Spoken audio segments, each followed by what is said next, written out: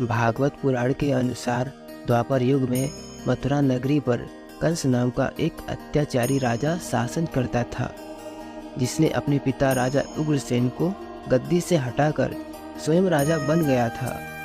मथुरा की प्रजा उसके शासन में बहुत दुखी थी, लेकिन वो अपनी बहन देवकी को बहुत प्यार करता था। उसने देवकी का विवाह अपने मित्र वासुदेव से करवाया। जब वो देवकी और वासुदेव को उनके राज्य लेकर जा रहा था, तभी एक आकाशवाणी हुई, हे कंस, जिस बहन को तू उसके ससुराल छोड़ने जा रहा है, उसके गर्भ से पैदा होने वाली 8वीं संतान तेरी मौत का कारण बनेगी। आकाशवाणी सुनकर कंस क्रोधित हो उठा और वासुदेव को मारने बढ़ा। तब देवकी ने अपने पति के प्राणों की रक्षा के लिए कहा, उनकी जो भी संतान जन्म लेगी उसे वो कंस को सौंप देगी। कंस ने बहन की बात मानकर दोनों को कारागार में डाल दिया। कारागार में देवकी ने एक एक करके 7 बच्चों को जन्म दिया, लेकिन कंस ने उन सभी का वध कर दिया। हालांकि 7वीं संतान के रूप में जन्मे शेष अवतार बलराम को योग माया ने संकृष्ट कर माता रोहिणी के गर्भ में पहुंचा दिया था, इसलिए बलराम को संकर्षण भी कहा जाता है।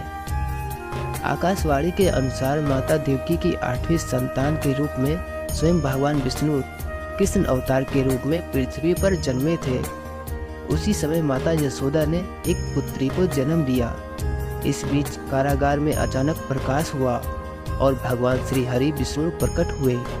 उन्होंने वासुदेव से कहा, आप इस बालक को अपने मित्र नंद जी के यहाँ ले जाओ और वहाँ से उनकी कन्या को यहाँ ले आओ। भगवान विष्णु के आदेश से वासुदेव जी भगवान कृष्ण को एक टोकरी में अपने सिर पर रखकर नंद जी के घर की ओर चल दिए। भगवान विष्णु की माया से सभी पहरेदार सो गए।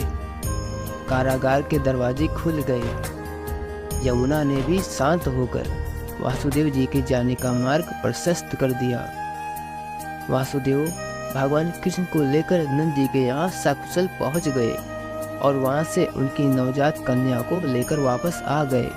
जब कंस को देवकी की 8वीं संतान के जन्म की सूचना मिली, तब वह तत्काल कारागार में आया और उस कन्या को छीनकर पृथ्वी पर पटकना चाहा, लेकिन वह कन्या उसके हाथ से निकलकर आसमान में चली गई। फिर कन्या ने कहा, हे मूर्ख कंस, तुझे मारने वाला जन्म ले चुका है और वह वृंदावन पहुंच गया है। अब तुझे जल्द ही तेरे पापों का दंड मिलेगा।